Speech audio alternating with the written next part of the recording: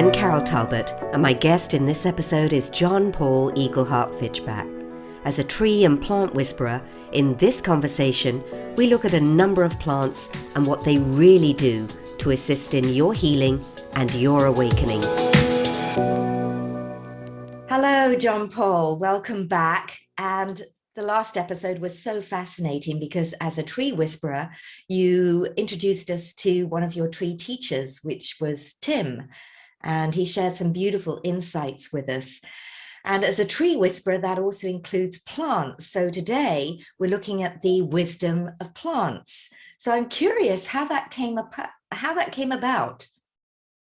Well, I think as an interspecies communicator, one of the hardest things that I ever do is to go to a plant store, because every plant says, "Oh, look at me, look at me." So it's like if some people, if they go to the lost dogs home and every single puppy is like, "Take me, take me."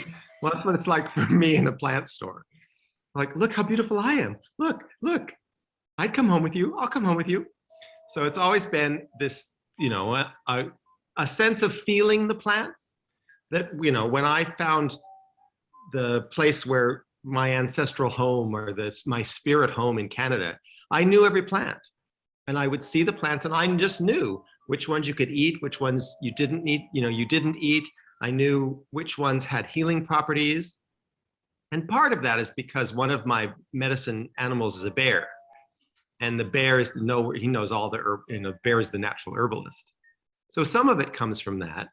And then some of it is just because I'll notice a plant and oh, you're so beautiful. And what are you about? And it'll try to explain if it's a healing plant or a ceremony plant. And in native Canadian tradition, we always start ceremonies with plants. So you're familiar with the smudging ceremony. Yes. Right. So you're introduced quite early in ceremony life that this is sage, and sage removes the negative things. And this is cedar, and cedar keeps all the good things.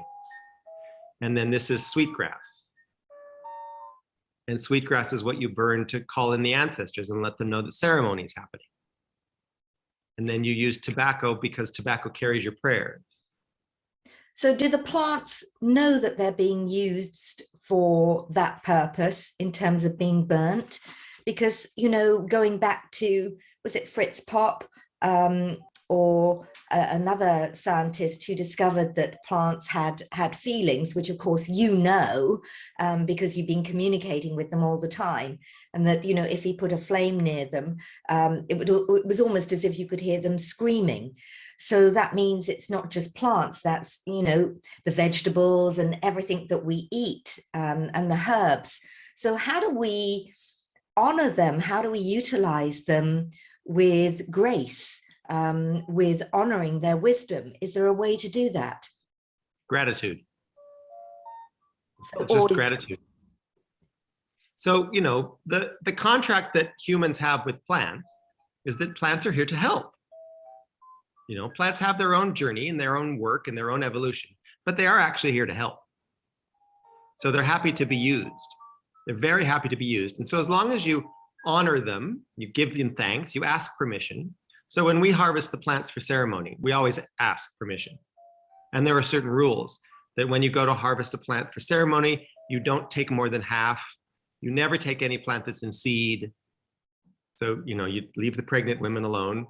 So there are things like that. And you're always asking. So the plants that are burned in ceremony, the cedar and the sage, that's already been, sacredly harvested with great gratitude. So then the plant does its job because that's its purpose. And when you think that there's, thousands and thousands of different species, and they all have a different purpose. So you must constantly be learning especially if you travel. And I know you used to, in the days when we could all travel easily, you used to travel a lot. So coming across different species and understanding different purposes. So are the plants here to serve us? Or is there a sort of symbiotic relationship that we also serve them and they can serve us? It's a little less symbiotic, strangely enough. We can help and keep them propagating and make sure that they're in a good place, or if they're like sweetgrass needs a very moist ground, and if things get dry, we can help relocate some of them. So we can do minuscule amounts of work to help them. But principally, it's to acknowledge that we are together. We are both conscious. And I think that the more we understand that plants have consciousness, which is why I'm a plant communicator, tree communicator, because I can go to that place of consciousness. So for just as a demonstration of plant consciousness, I thought I would share this guy. So this is your typical prayer lily plant. And this is the plant singing to us.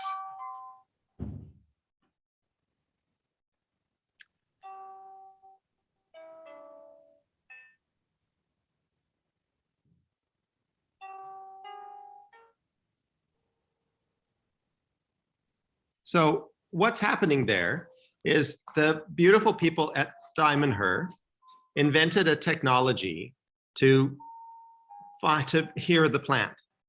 So there's a probe that touches a root and another probe that touches a leaf. And when the plant runs an electrical signal between the root and the leaf, it produces a tone. So as I've worked with all my plants, they get very shy at the beginning and they have to learn that that's them making that sound. But then they learn that that's something that I enjoy and I'm grateful for. And so he's getting more excited now that we're talking about him. It's beautiful. Yeah. So when we talk about that and we say thank you for singing and we enjoy this, then it produces more. And it seriously does. Yes. And then if you have musical instruments, you can jam with this particular tune and it'll play. But that's that sense of understanding the consciousness. So just for the purposes of this, we'll say thank you. And yes, thank you. Thank you. So I thought that was a good way to lead in, to just talk about this consciousness and that it's a measurable thing. You can hear it. If you start to be, at the beginning when they're very shy, if you encourage them and you thank them and you send love and you say, I love hearing you, then they do more and it blossoms. So there is consciousness. So, when you're talking about if you hold a lighter up to a living leaf and it cringes, I mean, it is real. There is consciousness happening there. And I think the sooner we realize that we are on a conscious planet with conscious beings all around us, and that the plants are this incredible community. And that our evolution is tied, that we're all connected.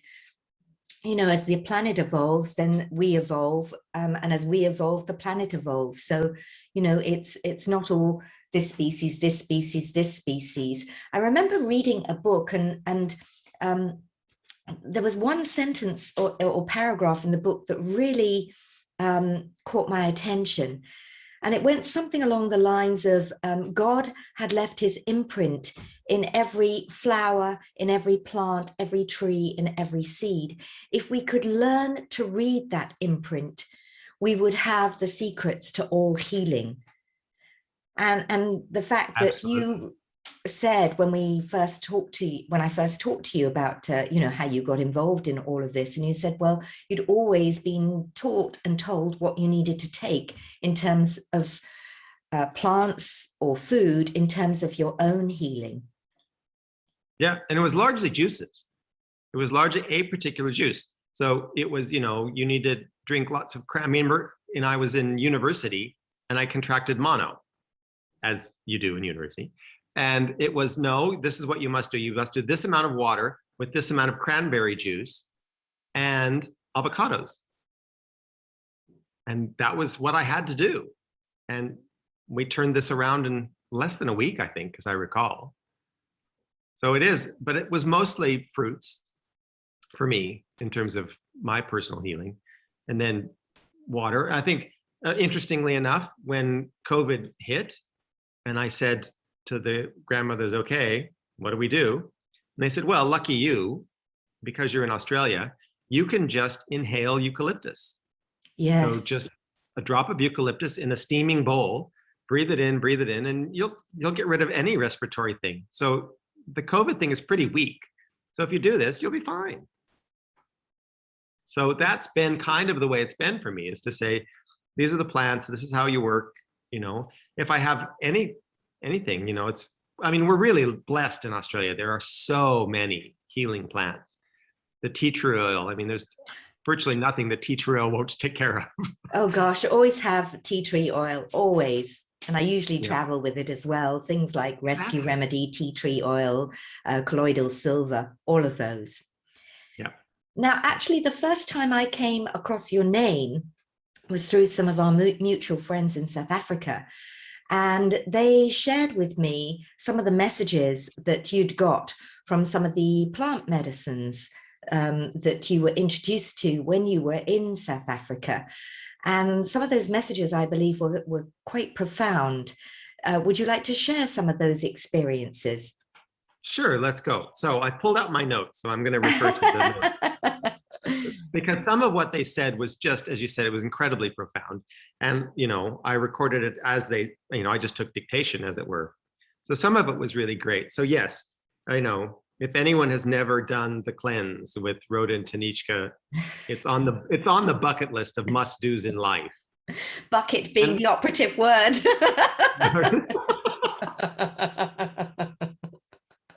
I hadn't thought of that, but absolutely. Yeah. And I often tease them by saying, look, I think that the plant medicine is great, and the plants do a fabulous thing. But it's kind of hard to know when you do the cleanse with them, whether it's the plant that's healing you or the fact that they just shove so much unconditional love into you that you can't help but heal. Interesting. So I think it's the combination of that intense amount of love, to be surrounded and, just stuffed with love for that period of time, and the plants, it's just extraordinary. So my experience was that every time we had a new plant that was part of the cleanse, that the plant would then, I'd have a little chat. So I started recording these chats with the plant, and they would explain how Rhoda and Tanichka use that plant, why it works, how it works in the series of the work that they do. And so for them, I think that the plant that they start with is cannabis. Yes. And you have cannabis, oil, and you have it in tablets. You're not smoking the cannabis, you're ingesting it. And so they said, well, the way that cannabis works, and the reason that they start you off on cannabis, is because it goes in and it introduces itself to every cell in your body. And it's the handshake that says, we're going on a healing journey. So I want to just say hello. And they said that we go in and we make every cell happy. So they introduce themselves to the cell. They said, we exchange addresses.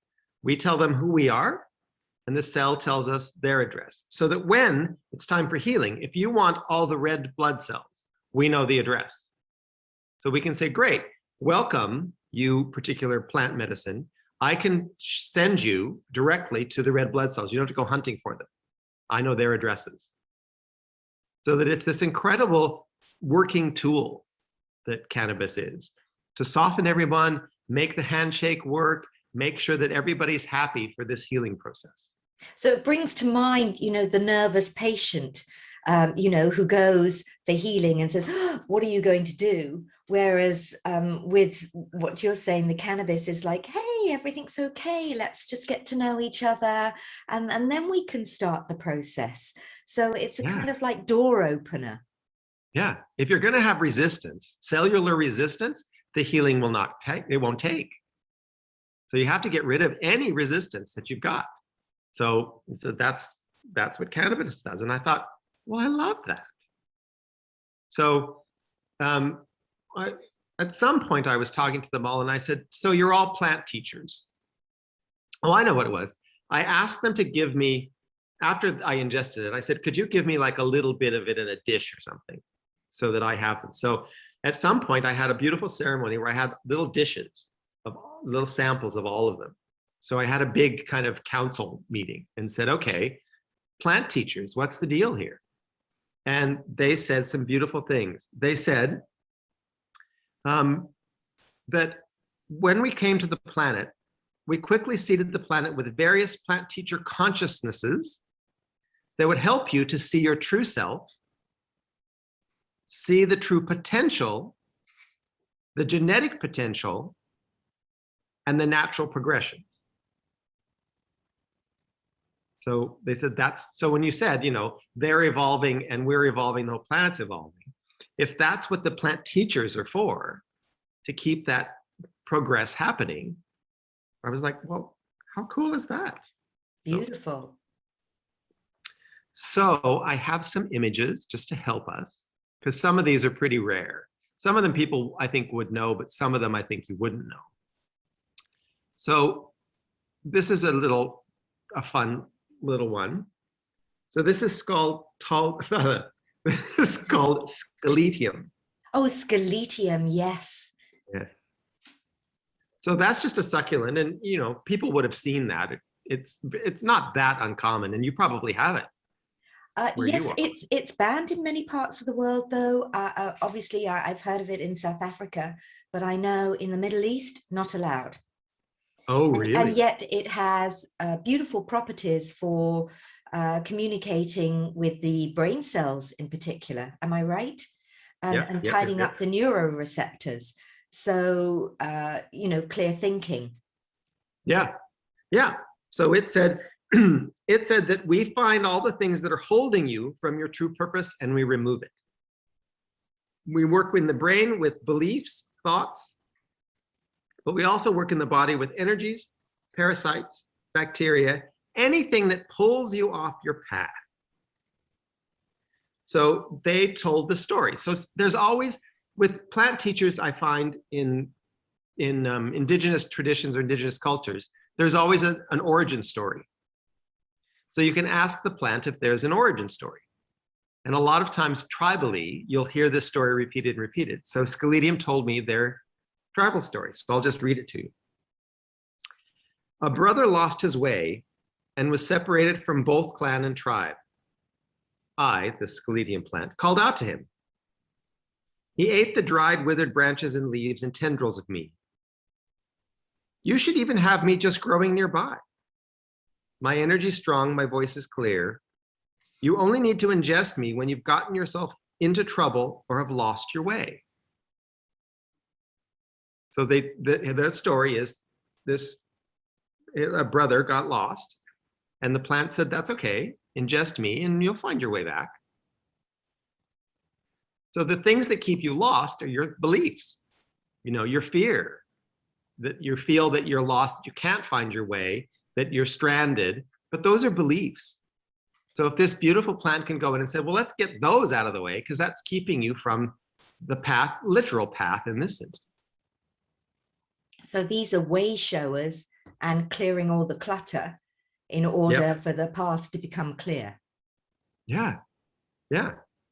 So I think it's a beautiful plant for lots of us that are looking for that kind of, what's my spiritual path? And there are too many things that I have. There are limiting beliefs that I have. This would be your medicine. This would absolutely be your medicine. Love it. Beautiful. So then in their series, the next one that they give you is psilocybin mushroom. So I think lots of people know about that. So I don't think we need to go into too much. It's always a question. Is it a plant? Because it's very unique, isn't it? It's very unique. Yeah. It's one of those things that doesn't fit into any of the usual kingdoms. No, and when you get into the fungal world, they aren't plants. They are closer to animals than they are to plants. But that's a whole nother. To talk about the fungal world. But I think the beautiful thing about the psilocybin was, and it was very funny, and it said, look, I'm kind of a big deal for humans. And I thought, yeah. And they said, because whatever it is that you need, we can hook you up. That we're the great networker. We know everything. We know where all the keys are. We know where to get whatever it is you need. So when you ingest us, we figure out what it is you really need, and then we just go get it for you. Oh, how amazing. Yeah. And then they said that, our particular ability is that we'll pull you out of this kind of mundane 3D heaviness that you're in. So our job is just to lift you enough that you can start to work in other dimensions, see other dimensions, feel other dimensions. So our job is just to help pick you up out of this heaviness. And I often feel that many of them are door openers anyway, to highlight to people that there's more than this 3D reality, that they are just way showers. Yeah. So they said that psilocybin said to me, look, we don't necessarily do the healing, but what we do is facilitate the healing. So we'll show you, we'll take you, we'll open that door for you. So, in terms of possibility hub, psilocybin saying, there you go, there's a possibility. You want to see another one? And then it's up to us to do the work. So, yeah. Another of my favorites, absolute favorites, is beautiful Syrian Rue. You know Syrian Rue? Yes, in the Middle East, it's called Peganum Hamala. Ah. And often in places like Iran, Iraq, and in Syria, they take bundles of the seeds and place them in little bags to put them on the door, to keep away the evil spirits and to keep a seal of protection around the house. And some people just brew it like a tea. Because again, if you take just a small amount in the morning or evening, just a teaspoon really, it's very good. I've been told, for clearing up the neuroreceptors again. Yep. And then of course you can brew it down and down and down, where it works again in a very, very gentle way. Well, the Syrian Rue, my experience with what they taught me was absolutely that. But the Syrian Rue works with your light body. So if you understand that there's a 3D physical body, but there's also a luminous body or a light body that's in another dimension. So what the Syrian Rue does is it goes and it lights up your whole luminous body. So it spreads through everything, and it looks at the illuminated luminous body, and it can identify the dim spots. So it looks around and it says, well, so this area so my shoulder has just gone through surgery. So it would be quite dim at the moment because it's going through a whole bunch of healing of its own. So they would be able to, Syrian Rue would be able to see that. And it's like, well, great. So we'll just turn that up. So wherever the luminous body is dim, we'll turn it up.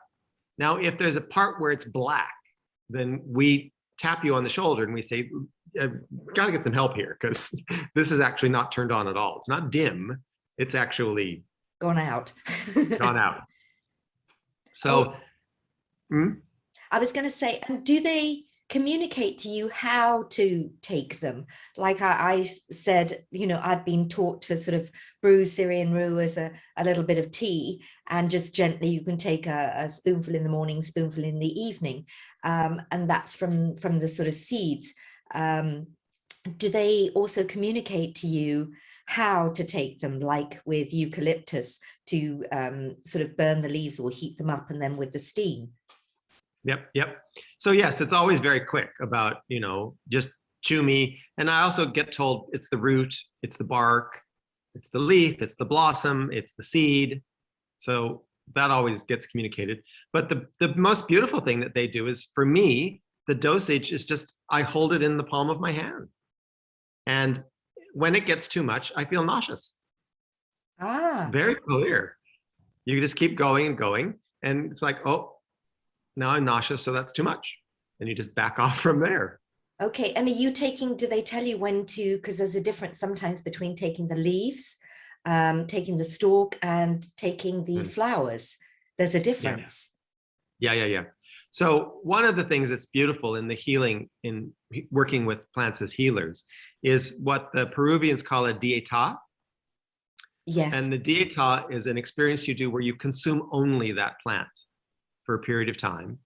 So you consume, if you can, all the parts: the blossom, the fruit, the leaf, the bark, the root, and you consume all parts of it with just that and water, so that you actually learn what all the parts do. And they'll explain, this part does this, this part does this. And when you finish your dieta, the plant gives you a song that you can use, because it might not be the season where the plant is in flower, but it's the flower that you need. So you've got whatever part you have in your medicine bag, but if you sing the song, then you get the blossom as well as, or if you can't get the root, but you can get the leaf, the song brings the whole plant to use as a shaman and a healer. Beautiful. I'm so glad you spoke about Syrian Rue. Yeah, really beautiful, beautiful plant medicine. Well, so in day 7, I think I was done with all of the ingesting of the specific plants, I think, on day 7. I don't really remember. But I remember that I wanted to kind of have a little diagnostic. You know, how am I going? How am I doing at this cleanse? Am I succeeding? Am I not?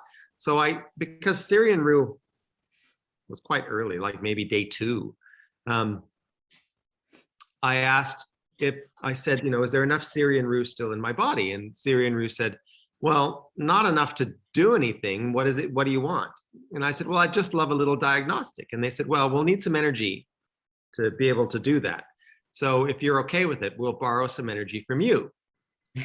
Okay, what does that mean? So I just kind of laid there and I felt this kind of energy drain. And suddenly I could see the luminous body again.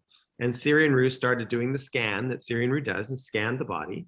And I got this report that said, Syrian Rue is proud to report there are no filaments or diodes that are not emitting light. There are no dark spots. Not everything is at 100% brightness, but every single point is emitting light.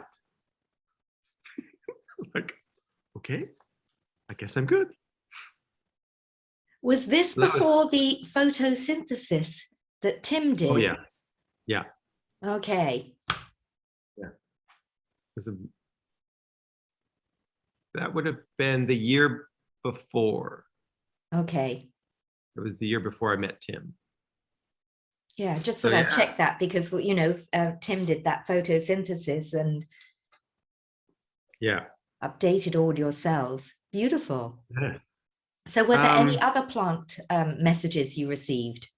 Yes, I think we should look at Africa griffonia. So Africa griffonia was one of the strongest neural pathway plant healers. So it's this particular beautiful plant, and it said that that plant is a circuit maker. So they said in part of the healing process, you're creating new neural pathways of the way you're going to be as a healed person, as a 100% whole person.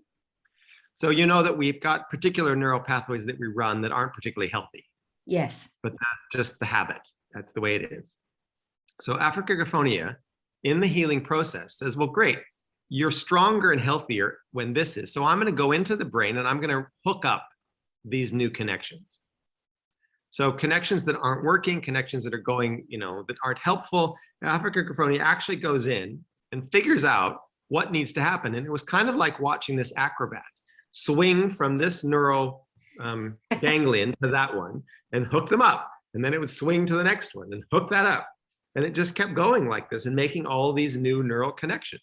Now it's up to us to use them. Yes. But Africa griffonia was really helpful in making them happen. Oh, I'm loving these insights because it gives people a different viewpoint on plants and herbs when they're utilizing them, that they can start to communicate with them, but also realize that, you know, if you're taking supplements or plants, herbs, really what they're doing in your body. And when you have that intention, as I said right at the beginning, to work together rather than saying, okay, you get on with it, which they can to a certain degree, but rather than resist, to embrace, and also to offer that gratitude that we said is so important at the beginning. Yes, and I think the pharmaceutical industry has done a huge disservice because they don't, you know, when you take a pill, you just ignore it, right? You take the pill and you carry on, and you expect the aspirin to just stop the headache. Or, you know, there's no participation on my part. This thing is just going to do it. I don't have to do anything. And when you work with plant medicines, it's all about being very conscious as you ingest it and watch it do its thing and appreciate what it's doing. So when you take your vitamins in the morning, if it's a whole different experience, if you take them with consciousness and gratitude, it says, oh, thank you. And when you sit down for your herbal tea and you say, hello, welcome, welcome.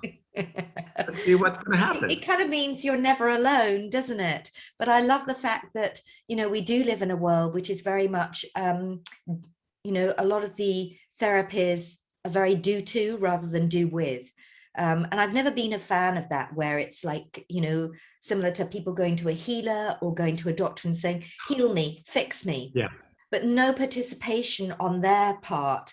And of course, it's missing many ingredients because, from an allopathic perspective, they treat the physical and they don't even look at the mental components or the emotional components that created that physical condition. And then if we look at setting our intentions or what we want to create in the world, that's a mental aspect, but we want to bring that mental aspect into the physical. And that means we also need to bring the spiritual and the emotional aspects in. So absolutely, it's really, again, working with rather than, a do with rather than a do to, and having that gratitude and that intention, which I think is easier to forget because, in the old days and many cultures, many religions still, when they set their food, they pray over the food, bless the food. And you said, if you're working, whether it's with sage, eucalyptus, it's thanking the plant and thanking the food that's going to nourish your body means that it's not just working on its own. Again, you're participating in the process. Yep, absolutely. I remember in native tradition, you build a sweat lodge, and the ribs of the sweat lodge are willow. So you go and you cut these little willow saplings, and you ask, so you're really participating with them, and you ask for volunteers to come and be of service to build the sweat lodge, and then you have to strip the outer bark off the willow.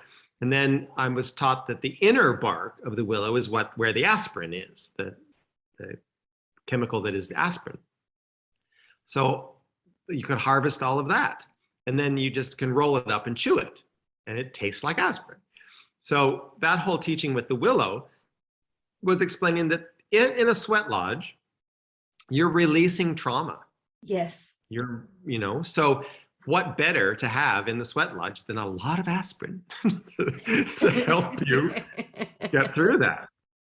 And then to understand, it said, and when you have aspirin in this form of the bark, you're chewing that and you get the relief. But they said, what we do as plants is we will reduce the symptoms so you can do your work. If you're not going to do the work, we're not going to keep opening the door for you. Yes. And I love what you said about a sweat lodge, because most people in the sweat lodge disregard the building of the sweat lodge. And I know when I first was learning about firewalking, part of that experience was building a sweat lodge and participating in a sweat lodge ceremony, which was very powerful. And you tend to think of it more like a sauna, sweating out, and the stones. And of course, stones also from, when we were talking about the stone circles and those beautiful big stones as radio antennas in South Africa as well, and stone circle in South Africa.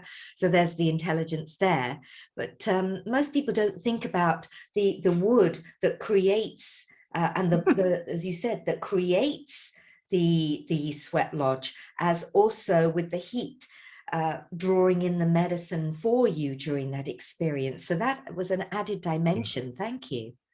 Yeah. No, just so incredible. But that's the thing, when you travel in shamanic circles, and you're working with indigenous elders and medicine people, there's always the teaching of the plants. It always. So if you're building this, if you're carving this, so as a pipe carrier, you have to carve all the parts of the pipe if you're a pipe carrier. So to go get the wood for the stem of the pipe, you have to find a tree that you connect with, that you know, that you've made friends with, that has been felled by lightning. So you have to go find this tree. Oh. So for me, it was an aspen. I needed to find an aspen. So I had to find an aspen that had been felled by lightning. Then I had to find the right limb that was the right shape and then carve the pipe out of that. Because you want all of that medicine. You want the medicine of the aspen because the aspen is this whole network. It's one of those incredible, huge organisms that they're all connected and, can be a whole mountainside as one organism. So you want, for a pipe carrier, that was important to me to have that sense of giant community. So you have to understand that about this wood. Then you have to find the one that's been felled by lightning because you want the energy of the lightning. It didn't get felled because it was diseased. It didn't get felled because somebody sawed it off. It was felled because of a natural occurrence of lightning. So it got imbued with that energy. So there's just so many beautiful teachings that help you appreciate that particular plant that you're now going to use. Again, gives me respect for my rapé pipe, which, often when people have been traveling to South America, they say, do you want me to bring one back for you? And I always say, no, I've got two. And look, mine aren't very elaborate. And I made them myself, and all wound the string, and there's a small one and there's a larger one. So it makes a difference. It does make a difference when it's yours and you've made it, you've created it. Yep. Well, that's this thing about this consciousness, that you're taking your consciousness, mixing it with the consciousness and the intention of that plant or that tree, and you have an object.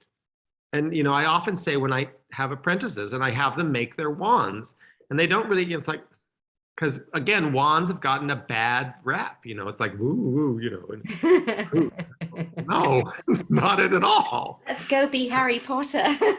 Yeah. And it's like, no, the wand is a conduit of energy, absolutely. But that's what a tree is. Yes. What is a limb of a tree? It moves, water and nutrients back and forth. That's what it does. So a wand is just a conveyor of energy. That's it. So if you take that and you say, great, I want to add my intention, that the energy I want to convey is I want you to take my healing energy through this wand and help focus it to do something for someone else. Beautiful. I want to be able to draw something through this.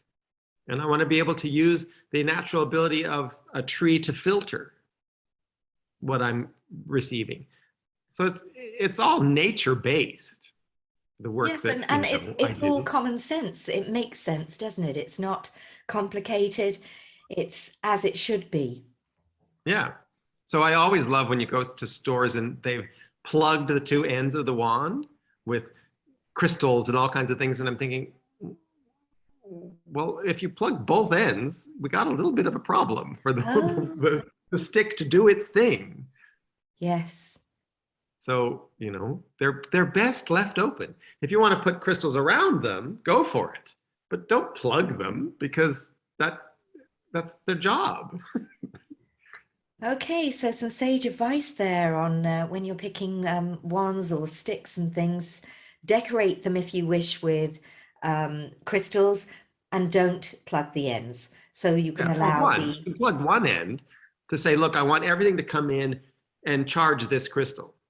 Great. And that's fine. But you have to be clear that that's what you want it to do.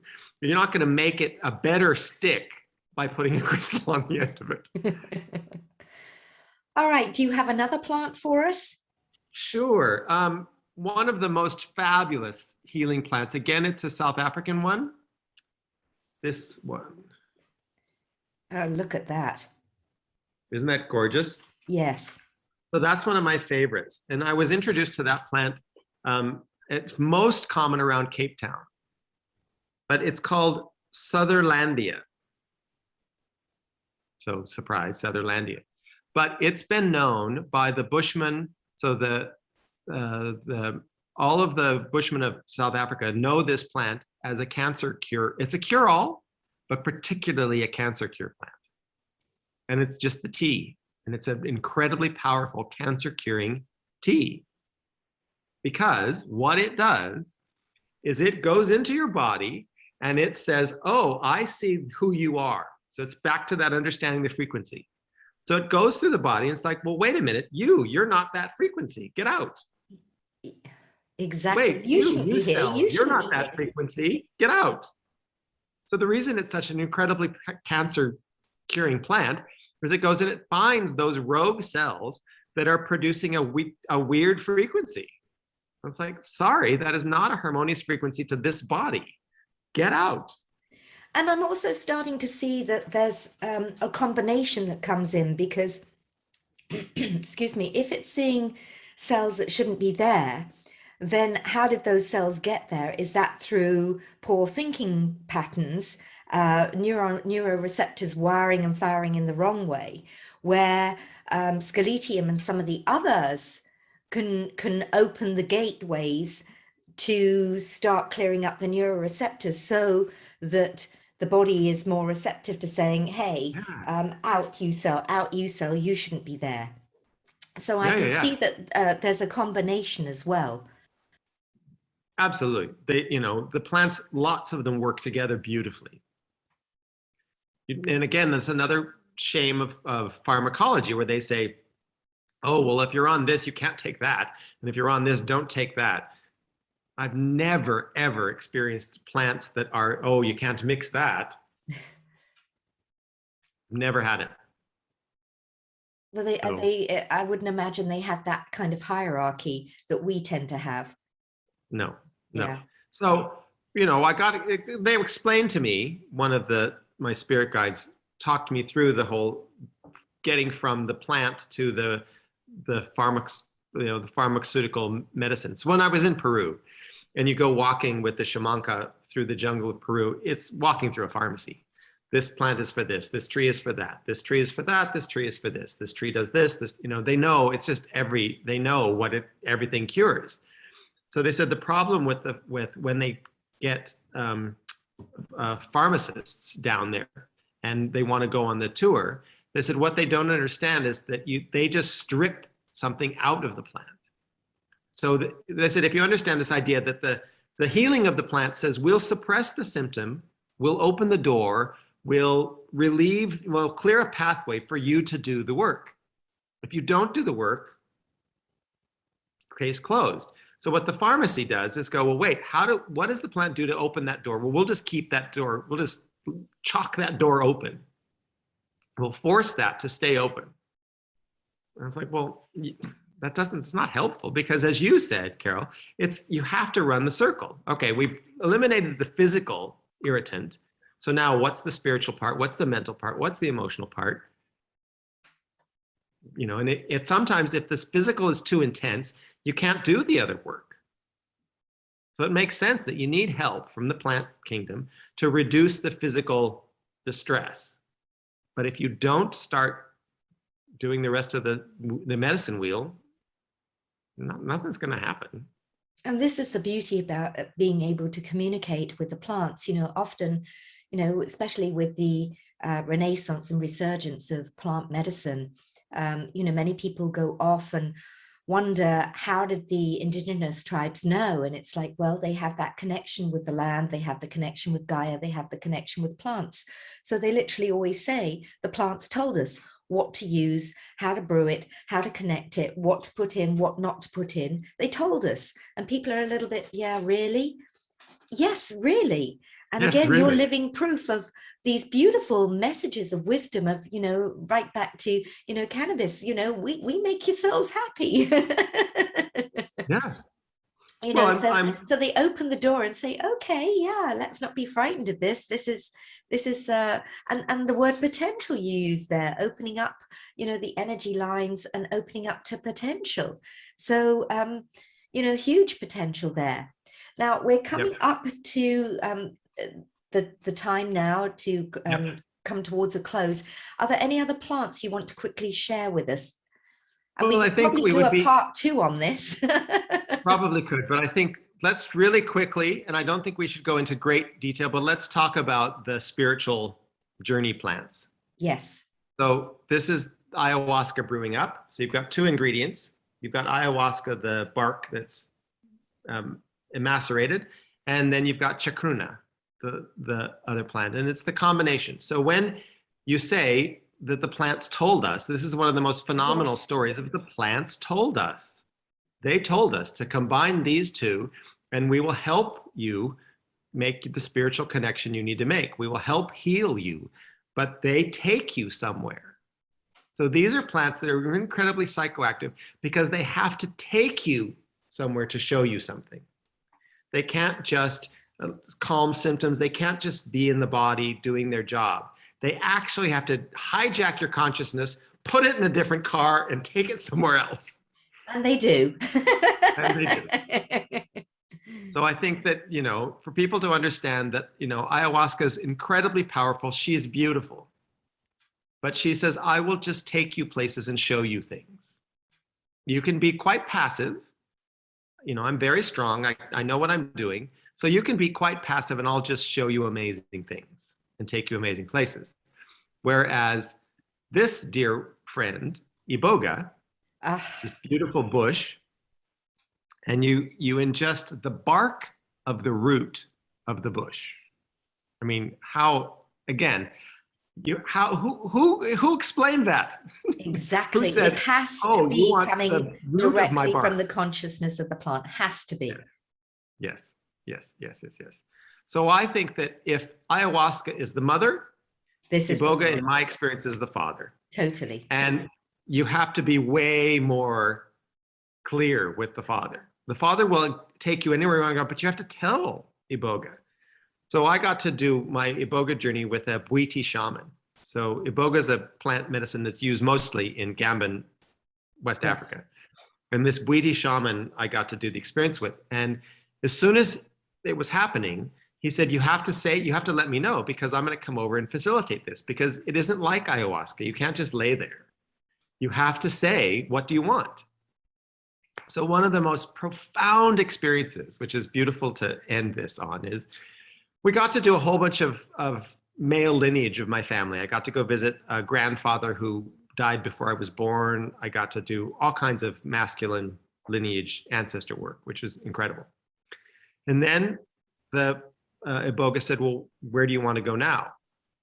And I said, well, can we go all the way back to Creator? And Iboga said, sure. It's not going to be what you expect, though. Like, okay.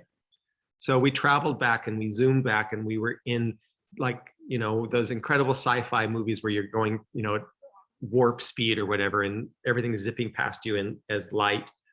And we end up at this place and there's this white and dark yin and yang kind of shaped bulbous thing. And it's just doing this. And it's just having this kind of heartbeat thing. And it's going light, dark, light, dark. And then it starts to expand and contract. And when it expands, it said, join me. I'm like, okay. So Iboga just shoved me. And I just boom, right inside. And when it expanded, I became as large as the universe, as the cosmos, as the galaxies, just huge. And then as it contracted, then I came back to me. And then I would go out again and come back to me. And they said, that's all the Creator is just this rhythm. This breathing out and breathing in. Yep. That's it. I and said, that's always what it is. Coming back to source. The self. So Yes. it goes out, it goes out, it goes out, it goes out. And then it comes back to know itself. And then it goes out to discover itself. And always. And then it comes back to know itself. So I just thought, how profound is that? And you think that every single plant and every one of us is living a particular unique existence so that the Creator can know itself. So that we can expand out and then make our journey back to source. Oh, beautiful. Yeah. So beautiful. Mm. Well, there's some gems and wisdom in this conversation for sure. And I know I was just going to look for my vitamins and supplements that I'll be taking shortly with a different intention, certainly a different intention and respect for the natural plants and herbs and things that have gone into those supplements for sure. And also looking at the lovely progression and the way all those different plant medicines work together. Just beautiful, really just beautiful, and goes back to that quote that I found so profound, that God had indeed left his imprint in every plant, every seed, every leaf, if but we could read it, or you literally talking and communicating and hearing the music as we did today, the music, the sound, the symphony of the plants. Yes, thank you. Yeah. There he is. Thank you, thank you, thank you. Yes, thank you for sharing your beauty, your sound, and your symphony, your orchestra with us today. Thank you. Yes. Well, people are afraid with your houseplants. People are afraid to pet them. I think, well, you have to go, hello, hello, hello. It's okay. I must admit, I'm always a little bit nervous, and I always apologize when I need to take off a dead leaf or something, and I always go, sorry, but this will make you look nicer. And as you said, like the tree, like Tim the tree, they're very vain, they like to look beautiful. So yeah, no, when you remove like the dead, a haircut, but we know that we'll look better after that haircut. So they said to me, when a little rustle like that I did, or when you remove a dead leaf, they said, that's like getting your back scratched. It's awesome. oh, because we can't do it. But I can't get rid of my own dead leaves. I have to wait for the wind or something. So if you're here, get on with it, dude. You've got the opposable thumbs. Come over here. Okay, great advice for your houseplants. Thank you once again, John Paul, for an incredible conversation and filled with so much knowledge, so much wisdom. Thank you so much. Pleasure.